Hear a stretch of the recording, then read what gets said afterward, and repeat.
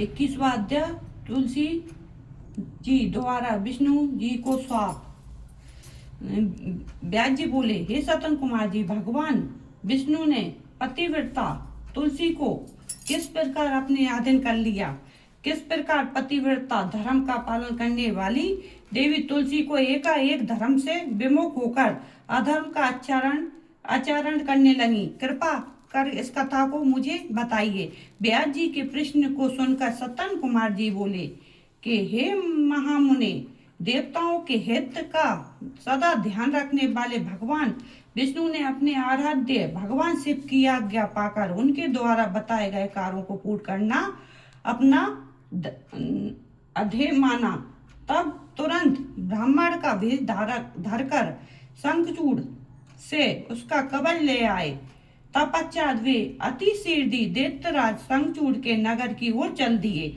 भगवान विष्णु ने दैत्येंद्र के नगर के समीप पहुंचने से पहले ही अपना रूप बदल लिया।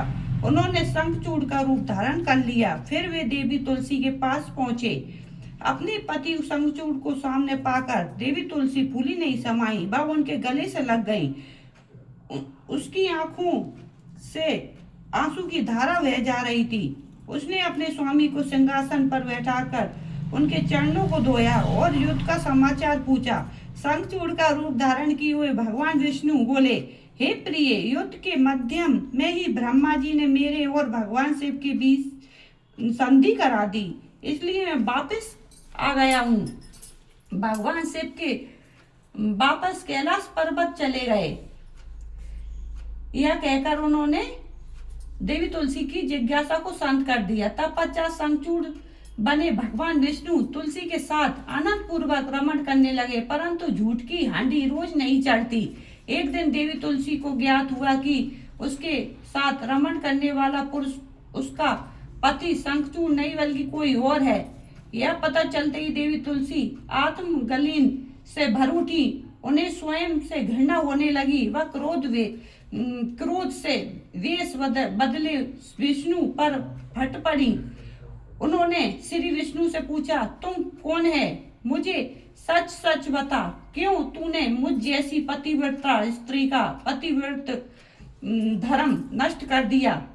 मैं तुझे नहीं छोड़ूंगी। यह वचन सुनकर विष्णु भगवान ने भयभीत होकर अपने स्थान पर अपनी एक मूर्ति बना दी, ताकि देवी तुलसी उनके विषय में कुछ न जान पाए। परंतु तुलसी ने उनके पद चिन्हों से विष्णु को पहचान लिया। तब गुस्से से उन्होंने भगवान विष्णु को शाप देते हुए कहा, हे वैष्णव, लोग तुम्हें भगवान मानकर तुम्हारी पूजा करते हैं, पर वास्तव में तुम तो पूजा की योग्य नहीं हो।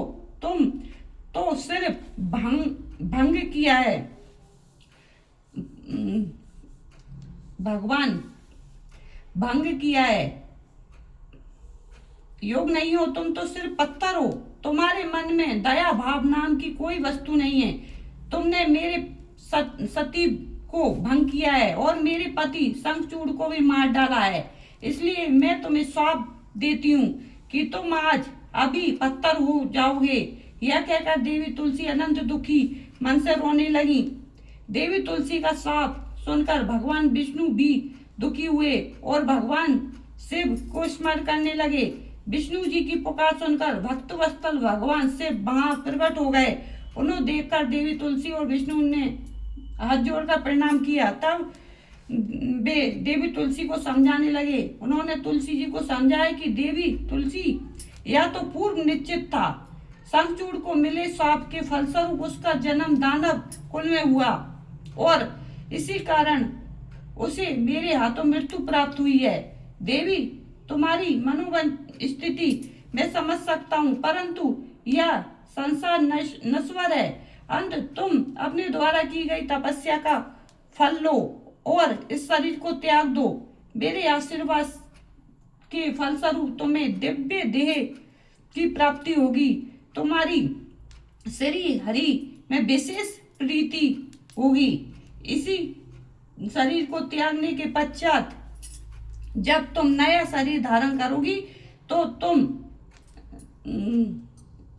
गंडकी नाम की नदी होगी और सभी के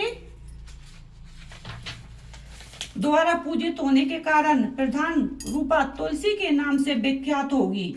चाहे स्वर्ग हो या पाताल या फिर पृथ्वी, तुम वनस्पतियों में श्रेष्ठ होगी तथा श्री हरि की विशेष कृपा सदा तुम पर रहेगी।